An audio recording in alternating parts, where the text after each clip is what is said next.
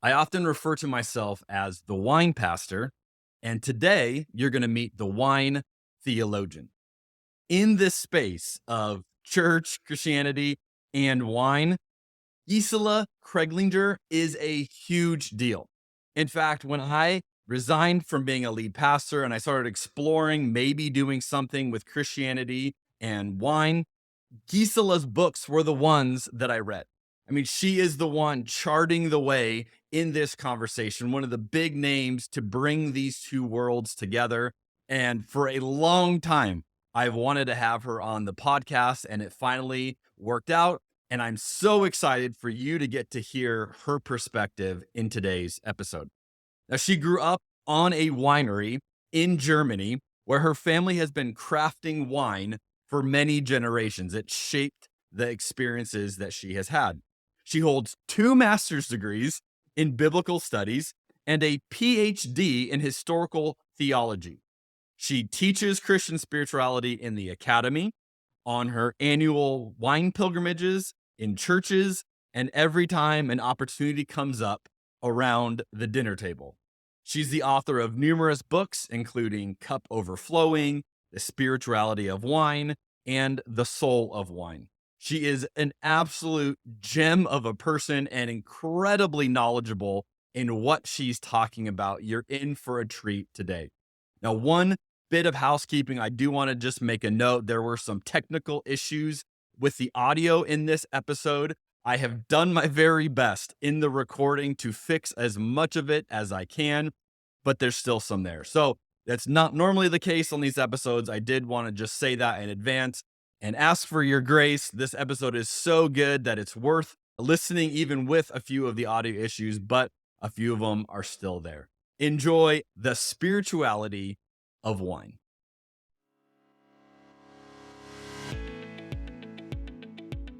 I've never shared this with anybody publicly. There's so many things happening in this conversation right now. 1,000 years from now, people are going to be looking at this podcast saying, so this was the breakthrough. If this was SportsCenter, that would be like such a hot take. Skip Bayless would have no idea. Stephen A. Smith would have no idea what to say if you drop that down.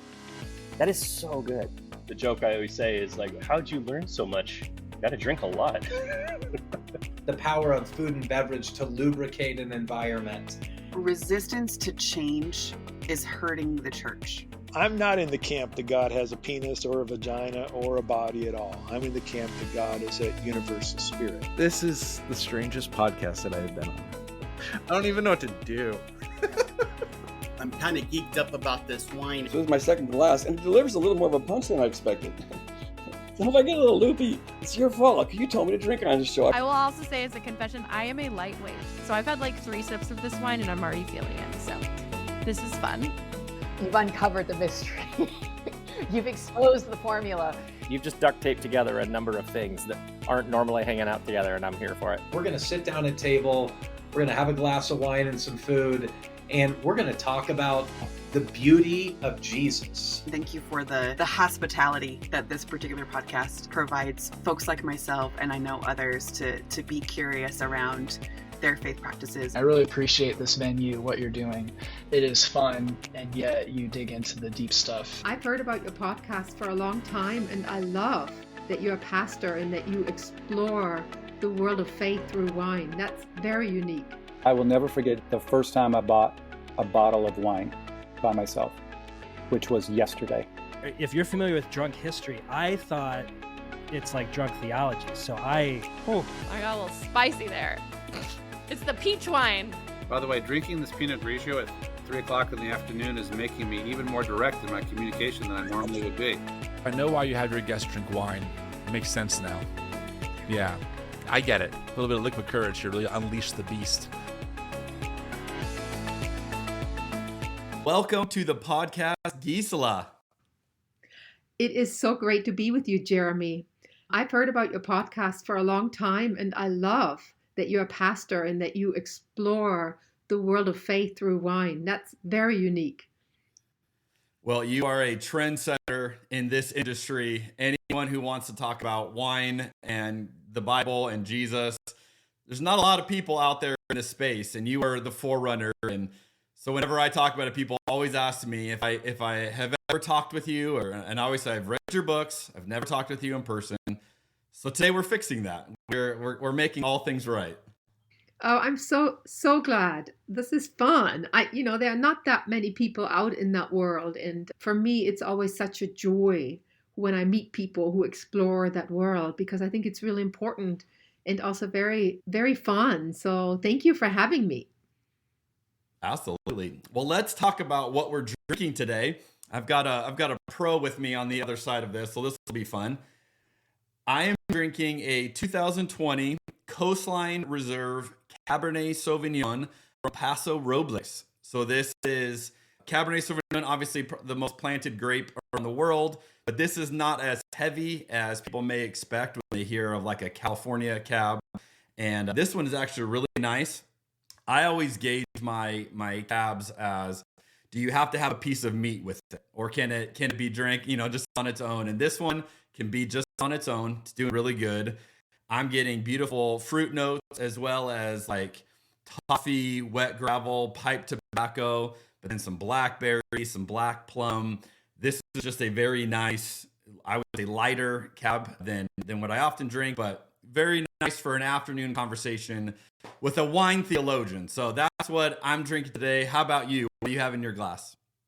Well, I actually have a wine from the Beaujolais region. This is a Molina Vent from the Dijon family. It's imported by Kermit Lynch, who means a lot to me. He's endorsed a couple of my books. He's a great wine importer. And I'm not a huge fan of the Gamay grape in general, but this is actually a really, really lovely expression of the Gamay coming from Beaujolais. And it's a lot more full-bodied than the lighter Gamay wines. And what I first enjoyed this wine when I was doing an event, and I realized that it really moved me. And for me, a wine, I don't talk as much about the flavor profile of a wine. I can, but I'm more interested in how it moves me and how it shapes my conversations. And so I have found this one to be really lovely. And it's also affordable wine. It's $25. That's always important to me, have an everyday wine that is affordable and that's beautiful and has some complexity and moves me and us. So that's what I thought I should be drinking. Something from France that has a rich history in wine crafting and spirituality. And something that's crafted very carefully, imported by someone who is very thoughtful about wines, and it's affordable. So cheers. Cheers to you. I love that. Now, I want to hear a little bit, because you're saying something that's intriguing. What's the criteria for you when you say wine that moves you? What does that look like for you? I'd love to hear a little bit more of that. Yeah. We live in a time where we approach wine in a very particular way, and I think quite a secular way, in a quite rational way. So a lot of the wine guild that has grown over the last 50 years has developed a way of talking about wine that's on the one hand very, very helpful. I think we are able to sort of enjoy wine and discover wine and describe them in ways that we have not done before. But it's also a very rationalized way of talking about wine. And when I encounter a wine, it's not that I'm not aware of those things, but they're more in the background. I really want to listen to what it does to my body, what I sense and what I smell. And so the overall impression, what emotions it evokes, what memories come back to me. And so that's a bit different. In Germany, we have a saying, wine is God's way of kissing humanity. Now, when you kiss someone, you don't usually analyze, everything in detail. If it's really bad, maybe you do.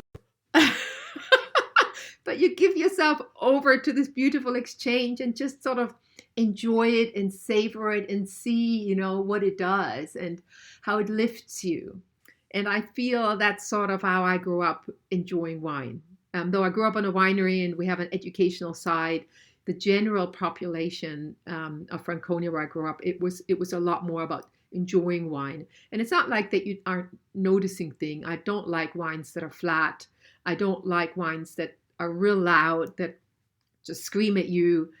I like wines that have finesse, that have layers, complexity. whether light or heavy. And I notice those things, and they're part of it, but it really is more about how I respond to it and what it does to me and does to my conversations. It's just a less rationalized approach. I'm really trying to listen to more of not just smelling and tasting, but, the neurosciences have shown that, the way we can identify a flavor profile is because of the flavor memories that we have stored up in our brain.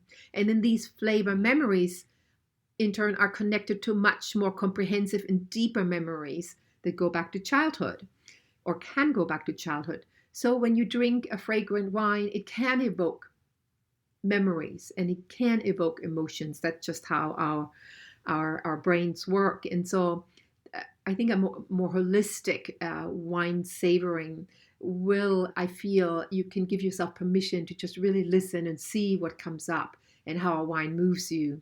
And I remember going to Oregon, interviewing one of the vintners, David Lett, or was it his son, that said, my wife and I, and they're one of the pioneers in Pinot Noirs in Oregon, says, my wife and I, we don't talk about the wine anymore. We just observe what the wine does to our conversation. So it doesn't sort of negate the other side, but it sort of frames it in this more relational way, and how your whole body responds, how the people that you're sharing the wine with respond to the wine, and then what kind of conversations come out of it. I love that definition. That's great. And it's a much less snobby way to enjoy wine than a lot of people feel, it gets a little snobby. Well, it's not just a little snobby, it's very snobby. It's very top down. It's very rationalized. It makes a lot of people intimidated. And that's a huge reality and a huge challenge. But I tell you, I feel wine is a gift from God, and it's a very personal gift to each of us. We each will respond differently to the wine, depending on who we are, how our body works, the memory storehouse that we have. And so it is a real personal gift, and wanting to meet us on that personal level. And I think sometimes, when the wine experts come along and give you all that information, it's not that it's not helpful, but what I've noticed with a lot of people, then they shut down. They stop listening to what they're experiencing, and they are then scrambling to understand what they're supposed to smell and taste and know. And I want to sort of liberate the laity. That's why I developed the concept of the priesthood of all drinkers. God has given us all the priestly capacity to receive wine and savor and enjoy it just as God has wanted it. That's amazing. Well done on that. I love all of that. Okay, one of the questions I love starting with our guests, and this gives us a chance just to get to know you and a little bit of your journey. But if you were to look at the last 10 years of your faith journey, how would you say your faith is different in that time? So how has your faith changed in the last 10 years? Oh, that's a very good question. I actually, 11 years ago, lost my job teaching at a seminary very suddenly. And I wonder whether the research on wine had something to do with that. Perhaps. It was on a dry campus. Anyhow, that'll do it. I had lost my job, 11 years ago. And really within 24 hours, it was a very sudden thing, very shocked. I was in a tenure track position. I had 5 or 6 weeks to scramble and pack my belongings and move back to Europe. But within a day of finding out the news, I knew. I felt God was saying, I'm opening a door for you, girl. Walk through it. You're going to write the spirituality of wine. And so that's what I did. I moved back to Scotland where I'd done my PhD, and God opened up all these doors. And because there was this short notice, which was very naughty, I thought, they had to pay me until November. I found out on the 25th of April, and they had to pay me until November because of the short notice. And then in November, I found out that I had a research grant. So over the last 10 years, if anything, I feel like I've stepped more deeply into my vocation and saw God provide. I lived on very little, but God provided and gave me beautiful places to live. And I always had enough money for a little bit of wine. And so I really, some people thought, well, maybe that's the end of her career. And in many ways, it was the beginning, but I had to step out in faith and trust. I had to learn to listen and what God was saying, and then sort of live and lean into that vocation. So the last 10 years really have been spent with writing The Spirituality of Wine, The Soul of Wine, Cup Overflowing, created a video series called Wine in the Word, traveled all over the world, literally, to spread the good news in liquid form. So looking back on my 10 years, I think I would say highly unusual. Not sure I would recommend it, but that was my path, and God is faithful. That's beautiful. What were you teaching 11 years ago? I taught Christian spirituality at a seminary. So I taught an introduction to the Christian spirituality with a heavy emphasis on the spirituality of creation. I taught a class on the history of the care and cure of souls. I taught on Reformation spirituality. Yeah. So not necessarily wine. That was your big pivot. No, but while I was teaching at that seminary, my boss really wanted me to write another book. I had written a book on George MacDonald. He wanted me to write on the Puritans. And I thought, 21st century Puritans, I'm not sure if this is what the 21st century really needs.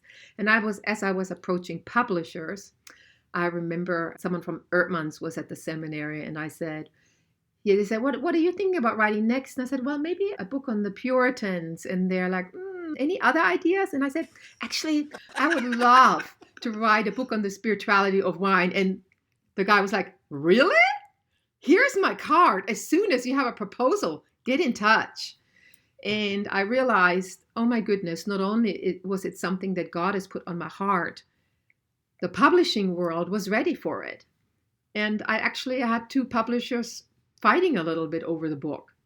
And so, yeah, I think if anything else, we live in a time where we need to be aware of the larger community of creation, that this world that God has made is God's world, and that our responsibility as Christians is to understand that we're just part of a great community of creation, and that we are called to care for it.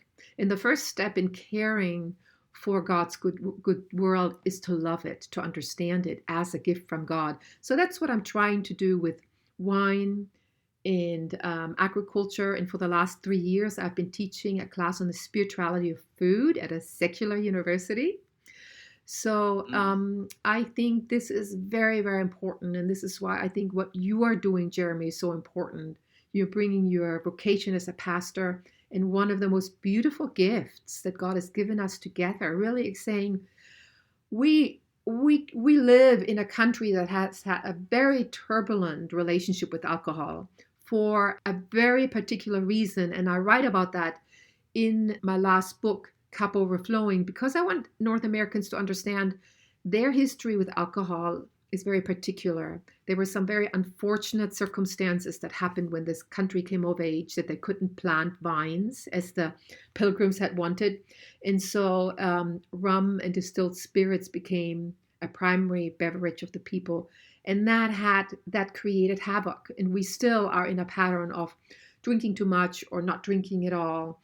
And so I think we really need to move forward. And so what you are doing is you're really drawing attention. This is actually a really important gift. And so engaging the church in a conversation about this is really important for us to move on and develop a better relationship with alcohol by focusing on wine, which has a very different effect on people, on conversations, in the shaping of cultures than distilled spirit has, or beer. And I'm not trying to say beer is bad. It isn't. But I think with distilled spirits, we have to be careful, a lot more careful, because the impact it can have on us can be very destructive. And I don't think it's as bad with wine, though of course people can abuse wine as well. Sure. No, that's very interesting. You have a unique background with your family, growing up on literally growing up in the vines, and so cool to learn about that. How would you say your personal background has influenced your perspective on wine as a biblical element? Mm-hmm. So I grew up on a winery with a long-standing family tradition. It goes back at least to the early 19th century, probably much further back. And then I grew up in the Lutheran church. Our church became Lutheran in the early 17th century. And so the world of wine in the world of the Christian faith through the Lutheran faith tradition have always been married in my tradition and in my community and in my region and in my country. And so, for example, one memory that I have is traditionally all churches had a harvest Thanksgiving service because we used to be all involved in agriculture. And so my mother would go out into the vineyards and select a beautiful branch with lovely grape clusters to then bring to the church to decorate the altar for the harvest Thanksgiving service. And she would take me along. And I, even as a little girl, realized what we're doing out in the vineyard or in the winery and what's happening in the church somehow belongs together. So I had a deep, deep sense of that. And then, of course, my family wasn't very biblically literate, but whenever there was a baptism or confirmations were big or weddings, we always chose passages from scripture that had to do with wine or the vine. I am the vine, you are the branches. Passages, or God gave wine to make glad the hearts of humanity. So these are, the kind of confirmation verses or wedding verses that my family chose all the time. So we always thought the Bible is full of talk about wine, which it really is. Yeah. I love that. That's great. I want to dive into a few quotes from your books that when I read them, I thought, oh, those are interesting thoughts. And now I get a chance to talk to you about. In The Spirituality of Wine, you say this line: in Germany, we have a saying that to drink is to pray, but to binge drink is to sin. Which sounds like we need to be careful of too much prayer. That's clearly the point you're making there. But I love this idea. Can you elaborate on this expression? What is the happy medium between that? That's good. I hold wine tastings as a spiritual practice. And so with every wine that I'm actually going to Chattanooga to do 3 events around that, with every wine, I introduce a meditation that helps people reimagine wine tastings as a spiritual practice. And I always start off with: to drink is to pray, to binge drink is to sin. And the line between praying and sinning is often a very fine one. George Herbert has a lovely poem about prayer and talks about prayer as the sinner's tower. Sometimes we hide from God in our piety. Rather than really allowing God to work and being open and allowing the Spirit to move, we use our spirituality and our rituals and our prayers and our fasting or whatever to block God, to hide. So I think this is sort of the idea gets at that, we want to be prayerful, but, just because you're praying doesn't necessarily mean that you're really connecting with God. Jesus had that problem with some of the Pharisees and the spiritual leadership, that they were going through all of these motions, but in the end, they were not really open to what God was doing. And so when we come to wine, I think it also sort of speaks about this drinking wine, receiving wine as a gift from God and enjoying it, savoring it, sharing it, allowing it to shape and lift our mundane meals into celebratory meals is a great gift and should be a form of prayer. But we can also, like with so many other things, we can also step over a line where we overindulge, where we drink so much that we shut down rather than open up. And so, as with all things, it's about discernment and wisdom. How do we receive this gift well? And so, especially in my last book, Cup Overflowing, that just came out, that's a big concern of the book. I interviewed quite a lot of Christians who have struggled with alcohol abuse, and a recovering addict, a mom of a young family who has parties and they start drinking, hard seltzers and things early in the afternoon. And so, North American Christians are more they feel more in a place, yes, we can receive this gift. This is a gift, but they don't have the wisdom yet in how to receive it well. Because we've been cut off from enjoying wine for so long with, the temperance movement, the prohibition, and then especially in the evangelical tradition, so many traditions still don't drink or say you shouldn't drink.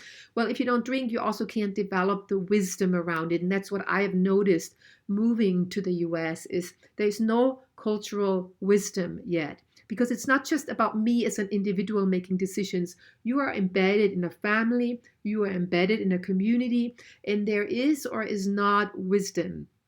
So that's why I wrote a little appendix at the end of Cup Overflowing to sort of help families, church communities start a conversation. What is, or in the study guide that I've written for Wine in the Word, the video series, there are all these questions in there where you learn to examine what are my habits in relationship to alcohol?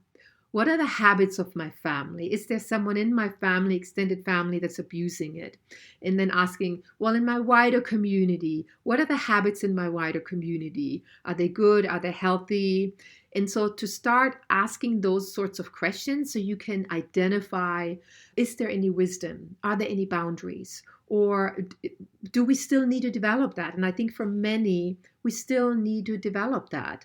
And I can give you a couple examples just from my context here in Birmingham, Alabama. My husband and I went to a grocery store, quite high-end grocery store. We just passed by a neighborhood that we don't usually go to, but we needed a couple things. So we went there, and there was this big sign, and it said, "You've got the list, we've got the drink." And they have shopping carts that have little holders for either beer or wine. And from in the morning, you can go in, get your beer, get your wine, sip that, and then do grocery shopping. And I'm like, that is not very helpful and healthy. It encourages drinking early in the day to sort of disinhibit you, so you spend a little bit more money. I'm sure that's the strategy behind it. But culturally, that shouldn't be acceptable from my perspective and where I come from. That's not something that I see in Germany. And then I interviewed this one young mother, also lives in a very affluent part of town, and she comes from a teetotaling family, but now she feels like she's learned that wine is a gift from God. And so they have these children's parties, and in the afternoon they have activities for the children, and then the parents or whoever can come, they serve them hard seltzer, beer, and whatever early in the afternoon. And I thought, oh my goodness, that's not a good idea. First of all, it's not a good idea to start drinking in the early afternoon. You're probably still driving home. It's not a good idea to model to your children to drink that early in the day. Or one more example, I could just go on and on. My husband and I went to a charitable golf tournament. And at 9 o'clock in the morning, we all got ready, and then they had all these coolers with drinks to take onto the golf course because it was going to be a warm day. And quite a few of the options were things like beer, hard seltzer, early in the morning at 9 o'clock. And again, I'm like, is this wise? Is this culturally something that we should be saying, maybe that's not a good idea to start drinking that early. Maybe there are recovering alcoholics here that are coming along and they're tempted.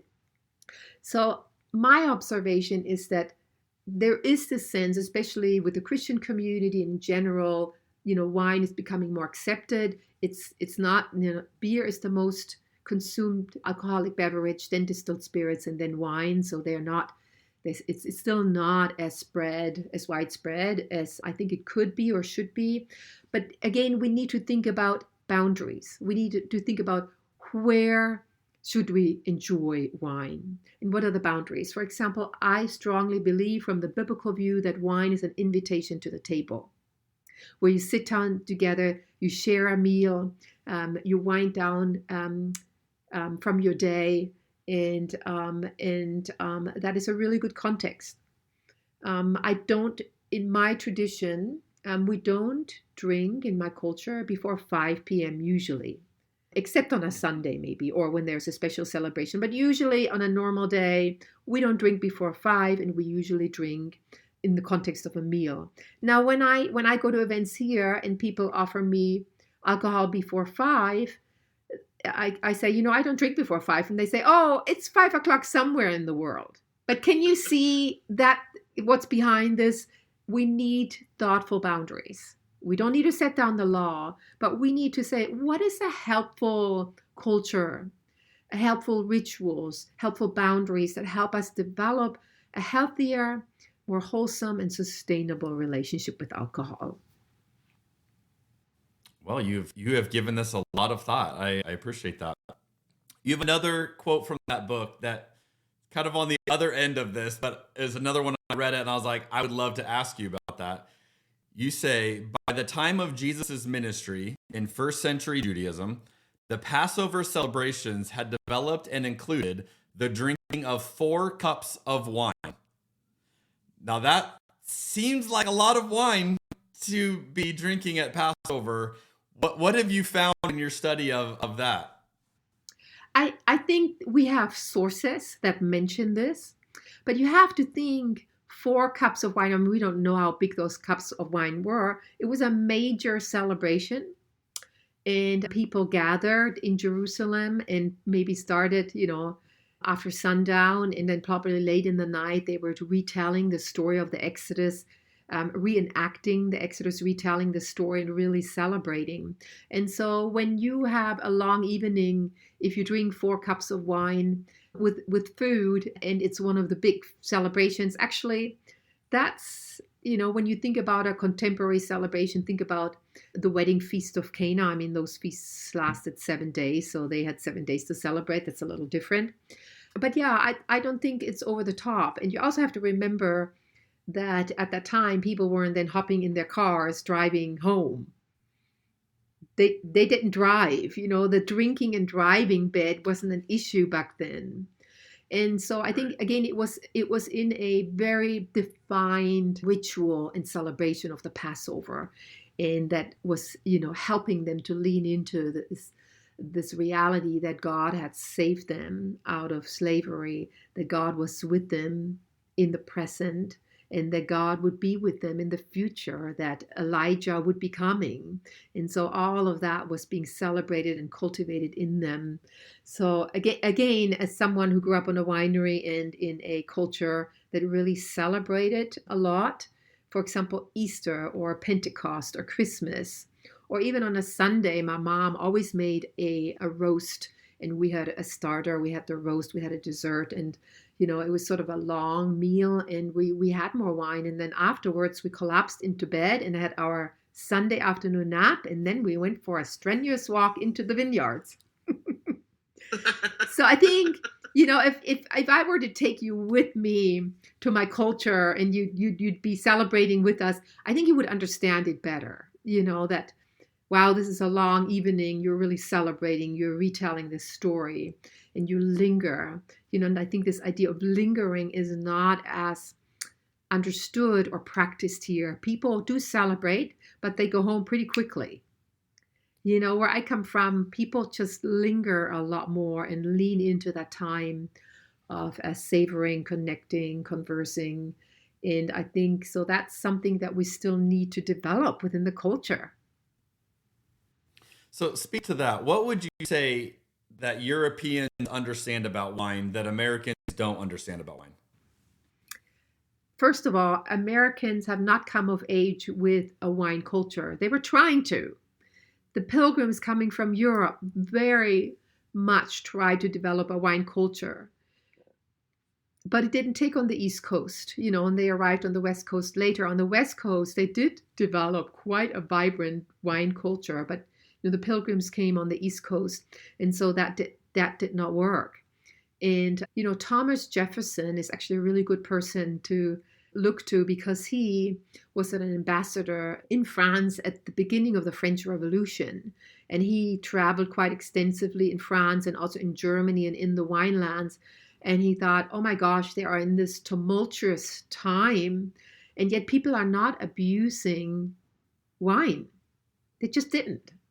And so when Thomas Jefferson came back and when he became the president, he really tried to develop a wine culture. And he tried so hard planting vineyards that it didn't work. But he said, He did say, no nation is drunk where wine, replaces strong spirits as the primary drink. He understood that there was a big difference between distilled spirits and wine. And so countries like Germany, France, Italy, Spain, they have a very, very long wine culture, and wine is the primary drink. In Germany, it's beer and wine. But I think because of that experience and that integration of wine into the culture of eating around the table and not abusing it or having these norms of, we don't drink before a certain time, or we don't overindulge, or if people do overindulge, they are looked down upon. I think we've had, like in my region, it was Benedictine nuns who planted vineyards in our hills in the 7th century. So we've had, 1,000, 400, 300 years to really understand how it works. And so in the US, they are now planting vineyards in every state, and they're still trying to figure it out. So I think this is why it's so important to have these kinds of conversations. We need to talk about how to develop a healthy and wholesome relationship with wine, and to focus more on wine rather than distilled spirits, for example. And so I think Europe has just had a longer history of a wine culture that's very deeply embedded in our cultures. But I also have to say that, of course, distilled spirits have become very popular, and they don't do great things. When you drink a potent cocktail, you have no idea how much alcohol you are imbibing. And then that mixed with sugar just sort of makes it even more potent and has a stronger impact on your body. So when I talk to Americans who have traveled to Europe and in places like Italy or Spain, they just get it. It's just so embedded in a culture of being more leisurely, more agrarian maybe, more really live around the table. Now, I don't know if you are aware of this, Jeremy, but for the first time in human history, families don't eat together around the table anymore. They eat on the go, or when they come home, people, family members grab something from the fridge and then go and watch their favorite show or are online. And that is so detrimental for our families and for our social fabric. And obviously, we are seeing the consequences of that. Our social fabric has become very brittle. And so I think that people don't even understand that anymore. Well, why should we waste all that time around the table when, we could get just a quick drive-through meal or, get a microwave dinner and then, I can watch my favorite Netflix show. People have forgotten that at the table is where we learn what it means to be human, what it means to share intimately with one another, where we discuss things, where we learn what it means to be civil and polite, where we learn how to have an argument, where we are nourished in body and in spirit, where we process our days and where we can support one another. Now, once you no longer have that and you spend more and more time online, on social media, your soul is not nourished. And so there is a great poverty of spirit that has emerged. And wine is really an invitation to the table to slow down, to get some simple but nourishing food, and to just sit and talk, and we come back to the beginning. That's what I look for in a wine. What does it do to me in my conversations? Is it helping me to slow down and listen, or is it just overwhelming my senses and I feel like I have this, a lot of alcohol or, just a lot of fruit, or is it has it nuances and does it invite me to sort of pay attention to what's happening? And that was a long answer to your question, wasn't it? It was very profound though. And I have always loved how drinking wine, you don't drink it quick. It's not a drink that's, designed to be gulped. And I think it intentionally causes you to slow down, to savor. And we teach people, smell it, and don't just drink it down, but be present with what's in the glass. And all of it, reinforces what you're saying of slowing down and being around people and experiencing and asking someone else, hey, what do you think of this? And how is it, hitting your palate? And I love all of the conversation around that. So that was a great answer. We'll take it. We'll run with it. Okay, in your book, The Soul of Wine, you write this. Up until the 19th century, all Christian traditions served wine in the Lord's Supper. And yet in today's Christian culture, there is little witness to this rich interweaving of wine, feasting, and redemptive living. Wine just isn't talked about. I believe this has created a void in our culture, and we have given over to the secular world the task of determining the meaning of wine for us. That last sentence is such an interesting thought that we as Christians have said to the secular world, you tell us about wine rather than us as the church. Unpack that a little bit, because I love the tension between those two different kind of driving forces there. Yeah. Now, let me emphasize again that a lot of the sommeliers and master of wine and all the educational material that's available is a rich fountain to draw on. I don't want to negate that.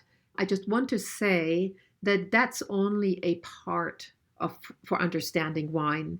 There's a cultural dimension to wine and there's a spiritual dimension to wine that they don't talk about. It's part of this kind of consumer world that we're in, and that's where the hierarchy comes in. We are the experts. We have mastered wine and we're going to tell you how you can experience it. And it's like, well, no one can master the world of wine. No one. And the way they talk about is very rationalized. It does not consider that, and the neurosciences are speaking about that, the way every one of us is experiencing wine and the way we can identify the flavor profile of a wine is because of memories of flavor that we've stored up. And these, as I've mentioned already, are connected to even deeper memories that we house in our body. And also, it evokes emotions. So I think that's really, really important to bring that in as well, so that it's actually a very personalized experience to savor wine. It might evoke quite different things in you than it does in me because of my storehouse of memories and emotions. And that's great. But perhaps more importantly for what we are trying to do is, in the Bible, wine is a gift from God to bring us joy. Psalm 104 says God gave wine to make glad the hearts of humanity. Think about that. It is a blessing from God. Through a well-crafted wine, we come to know something about God's love and benevolence and generosity towards us. So as we savor a beautiful wine, we should think about how generous God is and how beautiful He has made the world, that it can bring forth such fragrant and delicious beverages. But then also, the wedding feast of Cana, where Jesus transforms an abundance of water into wine. Here we learn that wine says something about the kingdom of God. Jürgen Moltmann read my book and wrote a little note to me saying, when I taste the good wine, I taste the kingdom of God. They are deeply connected in Scripture. It says something about who God is and how He wants to bless us, how He wants to make Himself known through the agricultural abundance. And that is something that the secular world cannot teach us. This is something that you are doing, Jeremy. This is something that I'm trying to say. When Jesus says to His disciples, when He celebrated the Lord's Supper, I will not drink of the fruit of the vine until I drink it anew with you in my Father's kingdom. He says at the end of time, when Christ will fulfill His work, He will have a glass of wine with us. So when we drink a glass of wine, it should cultivate and nurture in us hope for the future, that God has not abandoned this world, but that God will complete the work. And part of that is this wedding feast that we're all invited, that has begun in Jesus, but that will only find its fulfillment in the future. All of these things no one talks about. Even people serving wine in the Lord's Supper, pastors often don't talk about that. It's not emphasized. We're not encouraging Christians as they come to the altar or however you serve the wine to really attune your taste buds in your olfactory receptor cells to what is served in the cup, and that speaks about Christ, his sacrifice, and that speaks about a loving God who wants to give us good gifts. This we don't talk about, and I think that will also give new meaning to whenever you savor a glass of wine in a wine shop. Suddenly, this is no longer just sort of a leisure thing that you do. It can and should be a spiritual encounter with the gifts of God, drawing our hearts to God in awe and wonder for how he has made the world and how generous he wants to be towards us. I love that. Are there any particular biblical passages that you have found that you think are often misunderstood or overlooked when it comes to Christians understanding this? I think one of the passages that I think people really struggle with is, really the first mention of vineyards and wine when Noah planted a vineyard in Genesis 9. Noah is this man of faith, and, then he gets off the ark, makes a covenant with God, gets this blessing from God, and then he plants a vineyard and gets drunk. And people say, well, that man has fallen from grace and has lost his faith. And I want to say, no, he hasn't. Actually, planting a vineyard was an act of faith in God's future. He could have planted a fast-yielding crop like grain, but he planted vines and a vineyard that for him to have a significant harvest would have taken 4 to 5 years. It was an act of faith that God had a future for him, that he would make them into a civilization. Now, when you are a new vintner and you have your first vintage, it's understandable that you might imbibe a little bit too much and get drunk. Makes complete sense to me. And the interesting thing is that Noah is not judged for getting drunk. Who's getting judged is son and grandson for, obviously that was an embarrassment. You don't want to get drunk. But to intensify someone's shame by spreading the news that he was naked in the tent, that got severely punished. And so I think that's a passage, and I write more about that both in the book Cup Overflowing and then in the video series that is coming out, because so many people stumble over that. But think about that. The book of Proverbs, by that time, the Hebrews had developed quite some wisdom around enjoying wine and where the boundaries are, and warning the young people, don't get drunk on wine. And there's a whole description of someone who got wine and the hangover. But how does the book of Proverbs end? The shrewd wife, the industrious and shrewd wife, plants a vineyard. That's how Proverbs ends. She invests in God's future and in the future of her family and children, because in the Judeo-Christian world, vineyards and vines and wine are a gift from God that enrich our lives, that help us to commune with God, that help deepen our celebration into something more joyful and celebratory. In the book, you also write, and this is a bit of a hot take, perhaps bringing pleasure and joy was just as important, or perhaps even more important, to Jesus' ministry as feeding the poor or healing the sick. What do you mean by the bringing pleasure and joy being that important? How do you see that? I think a primary way that the Hebrews cultivated their faith is through feasts and celebrations. The lives of ordinary believers was very hard. They were involved in agriculture, and to make a living of it was very, very challenging. They didn't have a lot of distractions. They couldn't go to the movie theater or a bar and have a drink. But the family celebrations, the religious festivals, were really, really important for them to lean into their faith, to celebrate that God was with them, that he had saved them, that he was providing for them. And so, and wine brought more of that joy into it. And that was very, very important. And I think we cannot understand that, but we don't do that anymore.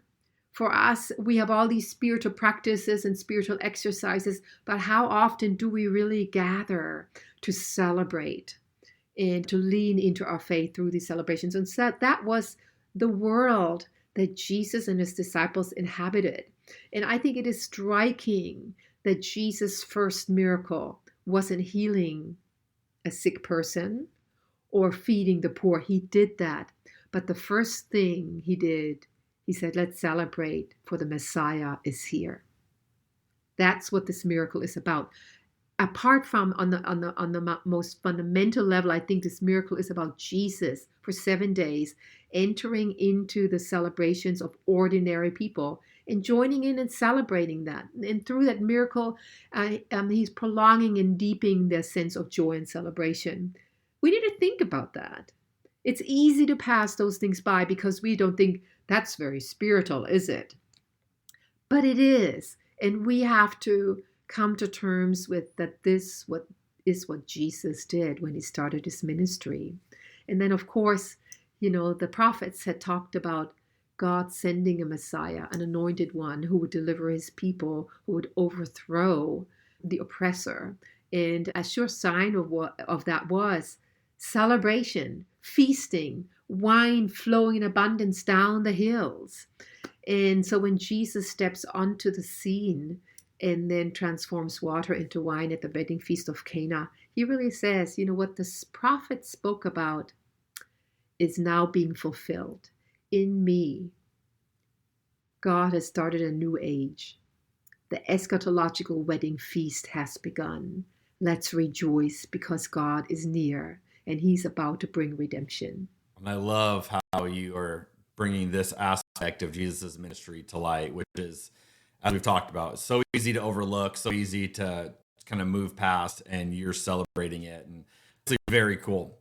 Okay, so we're going to switch gears a little bit, and we're going to ask you some questions that we ask each guest, and then we get to compare your answers to other guests. And I'm really excited for your first answer because we get a lot of random answers to this one. Yours is going to be good. If I were to say to you, when you think about like the perfect glass of wine, and it could be because of what's in it, it could be because of how it moves you, who you're with, the setting, the conversation. If you go back and I go, hey, what comes to mind? Is there a memory, and you probably have lots of them, but is there a memory that you go, you know what, I think about this time, and could you describe what made it that special for you? I think one of the memories that comes to mind is drinking a Pinot Noir from Burgundy, a really lovely Pinot Noir that to me was ethereal. I don't like wines that are too overpowering. I like wines that are beautiful and fragrant and intricate. But there was something to that wine that I call ethereal. It was so beautiful. It awakened something in me that I thought, oh my goodness, how can this be? How can so much beauty be in a glass of wine? And where does this come from? And I have this theory, and I don't know if it's a theory, but culture shapes how wine is made. So when you drink German wines and when you go to Franconia or other parts of Germany, German wines are very direct. They're quite clear what they're about. And Germany is the country of the Enlightenment. We are very enlightened. We're good thinkers. We're very clear. My German culture, I always tell people, I'm going to be direct with you. This is who I am. This is how I feel. I'm going to say it very straightforward. Now in France, and especially in Burgundy, Burgundian wines are a lot more, to me, mysterious. They are not so clear. There is a lot more ethereal.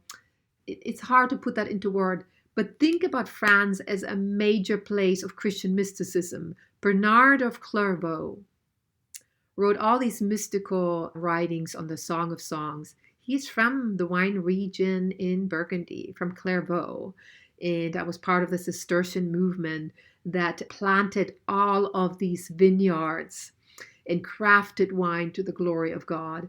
And so though I have a strong German part, I also have a very strong mystical part that I think we've lost. We used to have a very rich mystical tradition in Germany, but with the Reformation and the Enlightenment, we have become a lot more clear-minded, and mysticism is still much more prevalent, I feel, in France. So that's, something that I notice. And I having this affinity towards mysticism. My middle name is Hildegard. And there's this great German mystic called Hildegard von Bingen, who also crafted wine and wrote about wine. And yeah, I am gravitating towards these kinds of wine. They are more ethereal. They are wooing you in. They're not screaming at you. They are saying, come on in. There's beauty, there's complexity. There are things that you will discover that you don't yet know. Just stay and linger and see or taste. It's very European, because most American wines are, bam, here's some fruit, I'm gonna hit you with it. Americans like it like that. So I love getting European old world wines, and you get a lot more of the earth and minerality, and like, oh, there's a lot here to kind of unpack, and that sounds like your experience. And beautiful full-bodied Cabernets are wonderful wines. They can be just as invitational. And I just actually ordered some Pinot Noir from Oregon and some Chardonnay from Oregon, and they make some beautiful. Oregon is my first love of wine. I love Oregon wines. Yeah.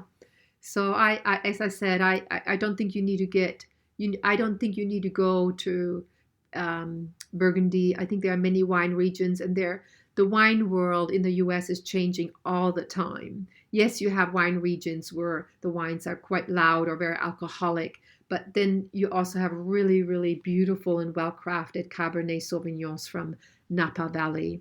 And it depends on where you go, and really the winemaker and his philosophy and what he wants to do.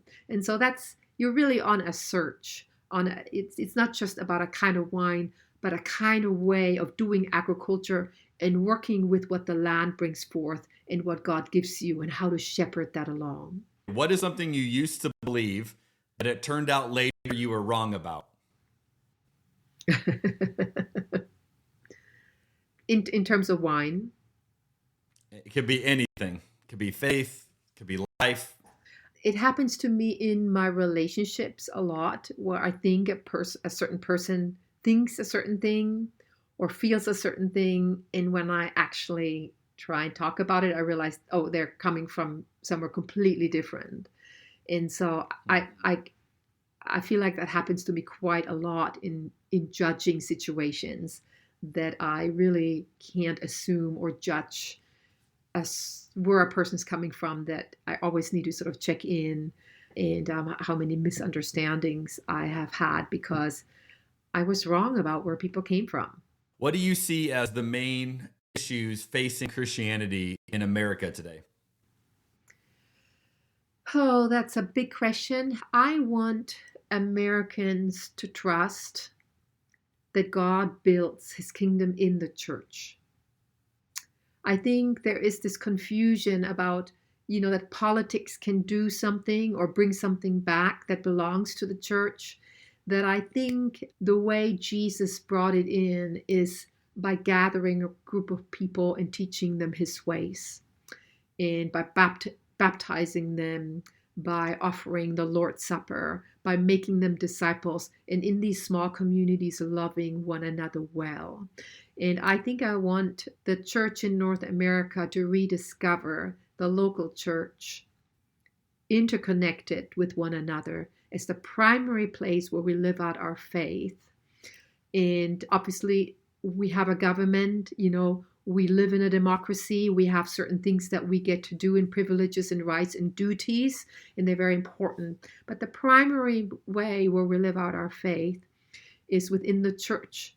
And then from there, we are called to be salt and light in the world, in our vocations. I'm speaking to a group of people that work in the food world in Chattanooga.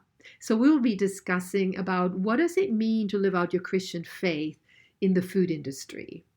And I think this is a real crisis. I think there are a lot of people that feel like we can get the government to do certain things, and that will bring back the kind of faith that is faithful to Jesus in the Gospels. And that's not what Jesus teaches. Jesus teaches to be God's people. Like, I am the vine, you are the branches, is one of the most beautiful images about what it means to be the body. We are grafted into Christ. Before we are Americans, we're Christians, we're grafted into Christ. And there's only one Christ. And all of us, no matter what denomination we're from, we're grafted into this one vine, which is Christ.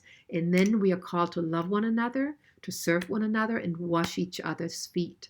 So this is what we are called to as Christians. We're called to wash each other's feet, and especially of those who are different from us. So I feel like my calling, being now living in America, being married to an American, I'm going to get American citizenship, I hope. And my role, I feel like, is to build bridges, to gather people around the table and to help us read Scripture well, to be faithful to Christ and how He's taught us to live. Well said. Well said. What is something that's blowing your mind right now? In a positive or a negative way? Well, let's go positive. Okay. I am so moved by all the grassroots movements in this country and all the good things that are happening here. Like, I'm about to go to Chattanooga, which is not known to be a culinary place, but there are these young Christians that are gathering, and they're moving into the food and wine world, into regenerative agriculture. A young, the son of a pastor has opened a wine shop, and to make that into a gathering place. And that's a wonderful ministry to gather and to speak into culture from these more secular places. Or, we have quite a food crisis and a lot of food deserts in this country. And so there are all these wonderful movements, like here in town, Jones Valley Urban Farm. It's an urban farm where they go into poor school systems and they teach the children from early on how to garden, how to harvest vegetables, how to cook. They teach them about nutrition. So I love all these grassroots initiatives that are really meeting a great need. And I find that just so encouraging. What is a problem that you're trying to solve? That's a good question.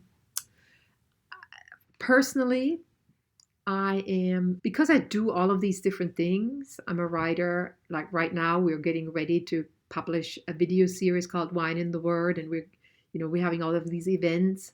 And then I'm leading these wine pilgrimages, so I'm doing a lot of admin work. I'm at the computer, and I'm not reading and writing, and probably the reading part is a problem. I'm not reading enough right now. And that is a problem for me, because I think to be well read, to be well educated, to continue to read and grow is part of who I am, not just as a Christian, as a writer, but also a good citizen. And so that's a problem that I'm trying to look at and say, okay, how can I readjust my life so that I can read and be nourished and then share what I've learned? Yeah, you got a lot going on at the moment. What is something you're excited about right now? You just mentioned a few. I think what I'm really excited about is we are just about to release, and I'm going to show this to you. This is the study guide to a video series that we have filmed together with a very seasoned pastor in Napa called Wine in the Word. And I think it's going to be a very thoughtful but also very accessible introduction to wine in the Bible. And I'm really excited about starting a nationwide conversation about wine is a gift from God. We've had a very troubled history with alcohol in this country, but let's talk about it.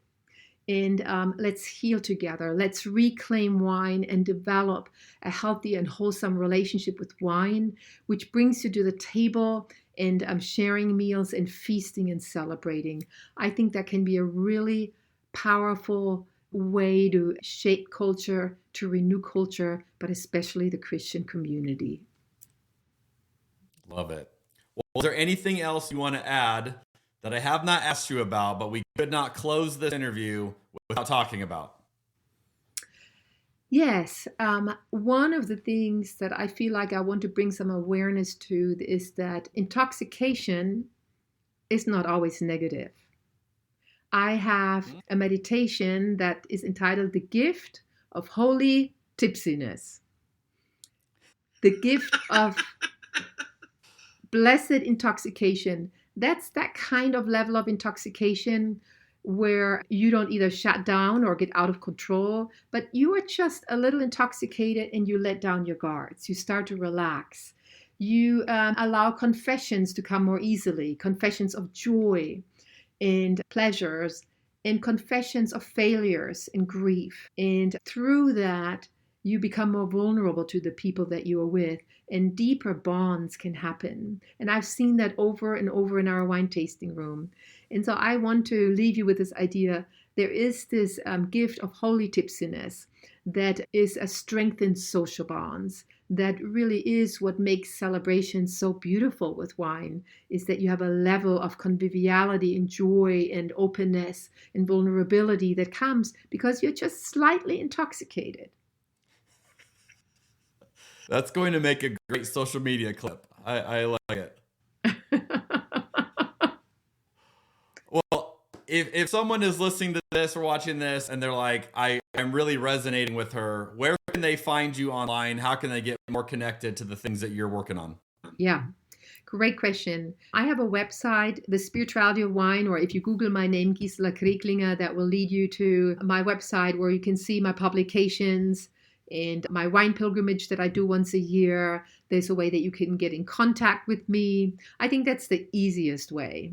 Well, this has been an absolute joy to finally get a chance to sit down and talk with you. You are a trailblazer and in this conversation and have so significantly impacted so many conversations and so many people. And certainly when I first had the idea of getting into wine and Jesus, your books were the ones that I started with and I started pouring into. So you've impacted me in huge ways. I know you've impacted a ton of people, and it's so amazing just to hear how that influence is continuing to spread. So thanks for all of that, and thank you for taking the time to sit down with us today. Absolute delight, Jeremy. Thank you for having me. Really, really enjoyed being in conversation. Well, everybody, hopefully you loved this conversation as much as I did. Obviously, a lot to unpack here, a lot to process. Go check out her books and her video series. You will learn a ton. And we'll see you on the next episode of Cabernet and Pray.